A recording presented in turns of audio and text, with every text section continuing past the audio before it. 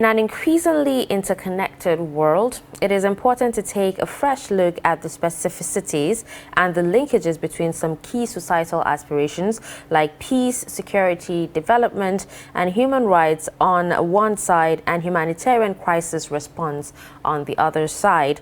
Now, the connection of humanitarian action, to broader objectives like peace, development, and human rights is understandably complex, but it is also an area in which some fresh thinking is important. The dilemma we're facing today is how to expand and uphold neutral, impartial, and independent humanitarian action while designing and understanding such action as a bridge to broader and more ambitious transformative agendas. Now, today we have a lady in our midst, and she's a very, very young lady, and like we said earlier, we will be discussing humanitarian services, peace, using and what they've been doing with the NGO, preaching peace and using children affected by insurgency as a reference point. Now, talking about this young lady, she is no other person but Splendor Joe, and she has taken up this challenge. She joins us in the studio. She's an author, she's a national peace ambassador, and also a human rights advocate. Good morning and welcome to Trust TV. Good morning, and thank you for having me here. Yes. All right, so the main driving force behind what you do, the underlying thing is actually peace. Yes, it is. Why peace? Well, that is a very good question. Many people have asked me, why peace? Why not something else? And then I tell myself, if you read the newspaper now, would you see something that tells you that there is peace in our country at this particular moment? Would you?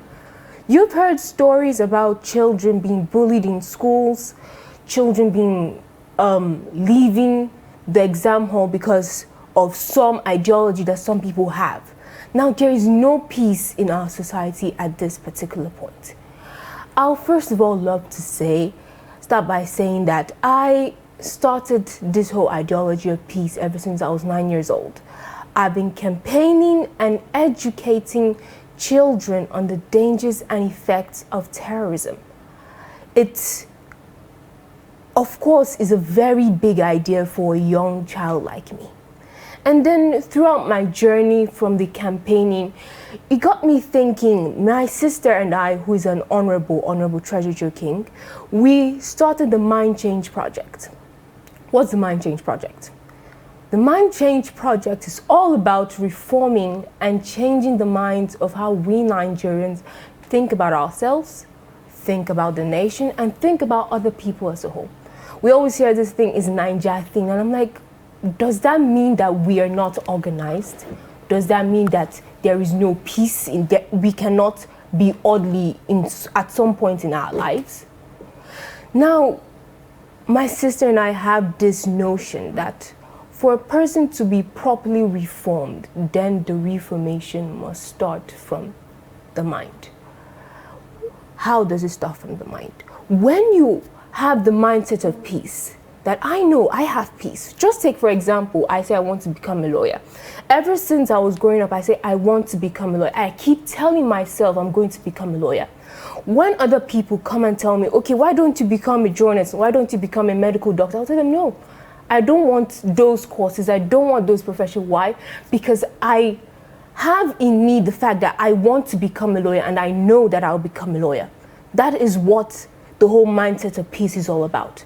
When a person understands that if I have peace, then I know that I am physically developed. Because if a person is at peace with themselves, we don't have any issue of anyone saying they have high blood pressure or things like that, because they are at peace with themselves. And you cannot give what you don't have. When a person is at peace with themselves, they can speak peace, and then they can give peace. Now back to the Mind Change Project. The whole Mind Change Project, I said, is reforming the minds of how we Nigerians think about ourselves, think about the nation, and think about other people as a whole. We firstly took this project to an IDP camp. Why the IDP camp? These children have suffered a lot. They have seen a lot. They have been through a lot. We used a drawing contest to understand how these children felt, what what happened to them? And just like from the preview which you just saw, you saw the paintings of those children, and the paintings of those children, they talked about, they illustrated their experiences, and amidst that there was a ray of hope. Now the Mind Change Project is what brought about the Peace Campaign. The Peace Campaign has been going on for quite a while right now. It's both children and adults are subscribing to the Peace Campaign, because peace is not just a one-person thing. When there is peace, there's development in our country. When there is peace, investors would want to invest in our country. When there is peace, we, the children, will be able to live the stories of what our grandparents had told us before. Now, through the Peace Campaign is going to bring about the Peace Dinner. The Peace Dinner is majorly for our stakeholders. We want a situation whereby the children and our elders, our fathers, our stakeholders can just sit down on a round table and talk about peace. And we want to use the Peace Dinner as a means of mediation. We want to use that Peace Dinner to speak to the hearts and the conscience of those that are grieved, so they can let go, not because of anything, but the sake of we, the children, because they see us as the future generation. Then they can let go of any grudges for us. All right. You talked about visiting some IDPs. Yes, how far have you gone in your mission? What other, states, communities have you visited?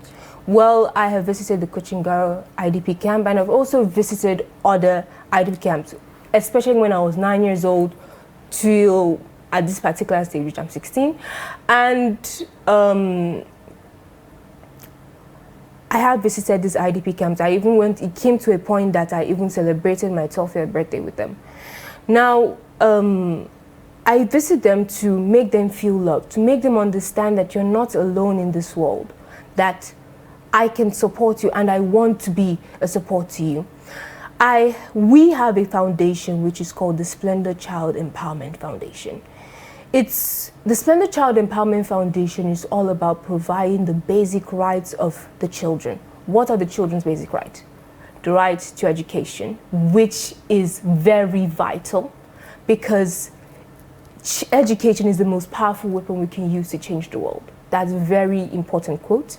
And the rights to shelter, the right to good food. These are the basic rights that my foundation is based on.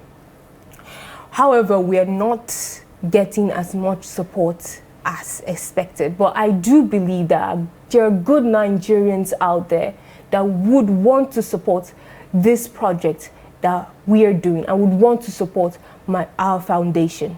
Thank you very much. So,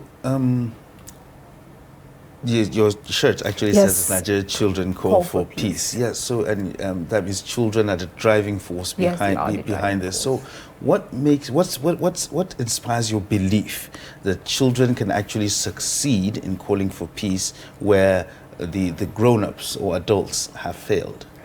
Thank you very much for that wonderful question. Well, why do people think that we, the children, can do something better than what the grown-ups can do? Well, I do believe, it is debatable. I do believe that we, the children, are better off in peace. Why do I say this? We, the children, see ourselves as bridge builders in every family. And of course, Nigeria is our family. Take, for example, in a home where we have parents, a mother and a father, and the mother and father are having an argument. Now the child comes in and be like, Mom, Dad, can't you just let this go for my sake? And immediately, and possibly, the mother and father lets go because of them. Okay, let's use a simple example. If a child should walk up to you and be like, and tells you something, like you want this pen from you, the child wants this pen from you, and the child convinces you without any reasonable doubt to give you this pen, would you give it to the child? Would you give this pen to Of course you would give the pen to the child, because we have the power to persuade people to do things that we want them to do. That is what we're naturally endowed to do, to persuade people. Now, another reason why I believe that we'll be better off in peace or be good in bringing peace is because what we're trying to bring on board is the culture of peace. Now, just like I said earlier when you asked me about the initiative, why I developed this initiative for peace. When someone has the culture of peace or imbibes in themselves the culture of peace, then they would not want to do something contrary to that. Because you understand, I know that I have peace. And if I'm at peace with myself, I will not want to cause violence to anyone. So what we're trying to bring on board is we're trying to simplify peace, something that our older counterparts are not trying to understand that this is what we're trying to do. Why do I say this? Before now, it has been our elders that have been advocating and soliciting for peace through peace summits, peace conferences, and even peace workshops. However, I do feel that the impact of this whole things, the summits, the conferences and workshops, they're very minimal because you only end up in the policy making stage. It doesn't come down to us, to the grassroots, where it actually needs to come down to. Because if everyone has the mindset of peace, everyone inculcates in themselves the mindset of peace, then I can tell you we will live in a safe Nigeria. We will have that Nigeria that we have been wanting to see. Okay, now when was your foundation established? 2015. Okay, so what would you say, is your foundation's greatest achievement so far? Well, my foundation's greatest achievement is trying to teach the IDPs how to use COVID-19 protocols, because I did that during the whole COVID-19, when the COVID-19 was at its peak. So that was our greatest achievement, teaching them how to use the nose mask and also teach them how to protect themselves. And I think that's practically one of our greatest achievements, for them to understand that safety comes first. All right, this is a rather personal question. Okay. When you walked in the studio, Dashan actually remarked that you're quite young. Yes, I am. And you just said right now that you're 16.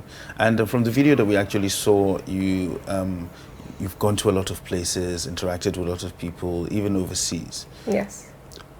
And you do go to school? Yes, I do go. Where do you find the time? That is a very good question. I do find the time to balance my work life with my school life.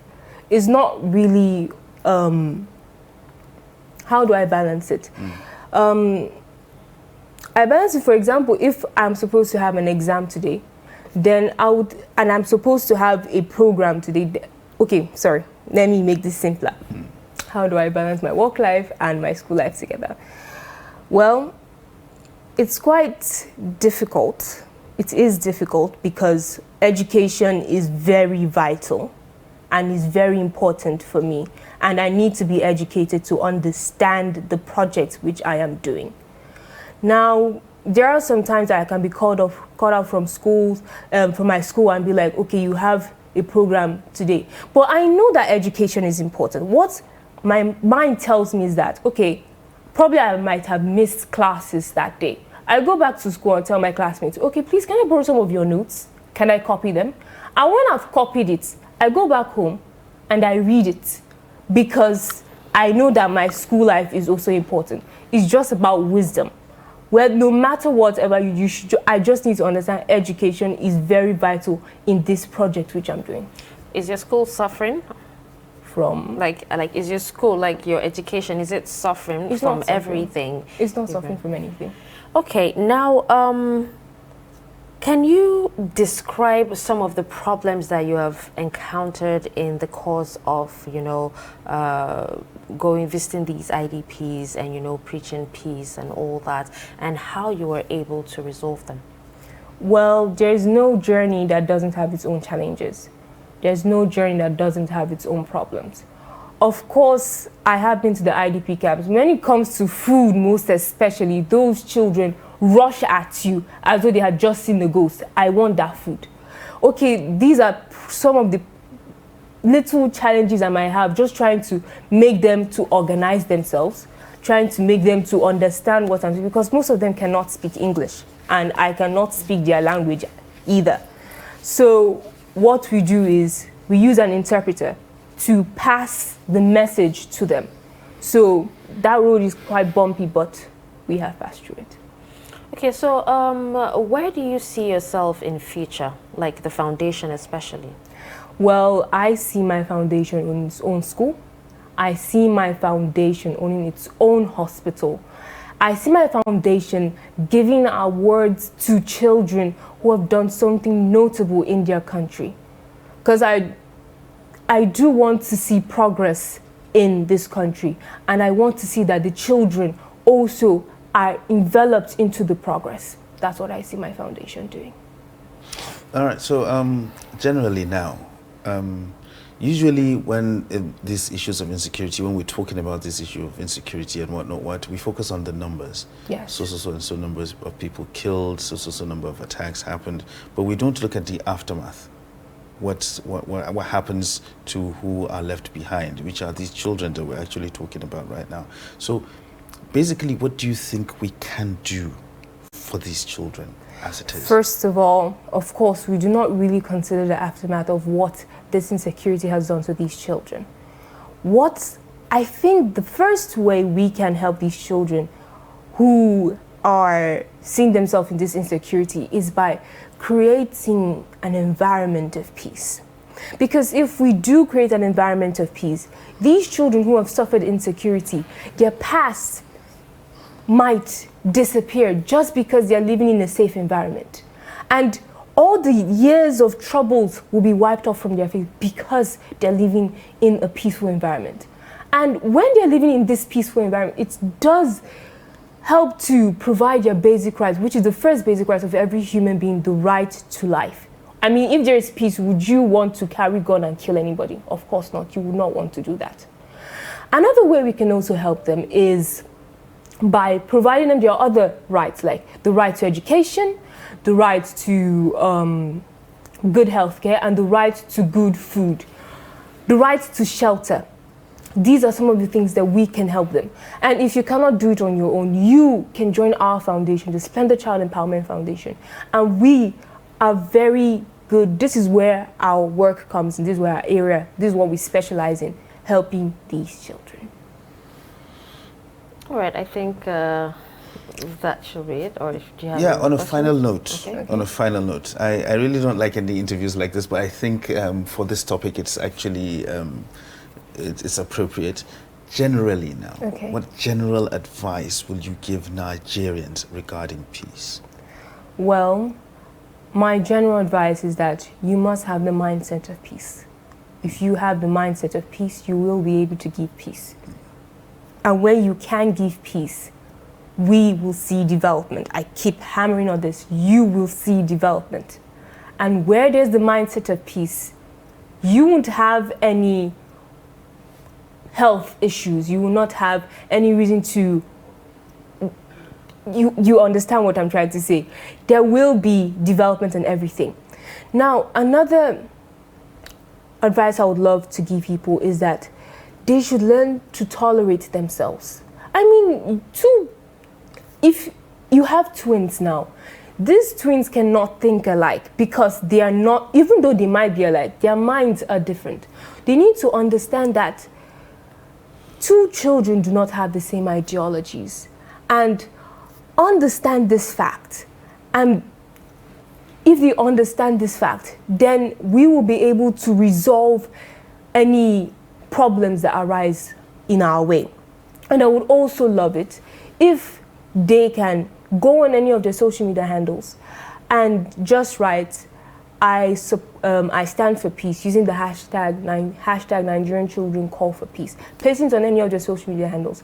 If not, by also doing this, and also by making wristbands saying I stand for peace, by making a t-shirt saying I stand for peace.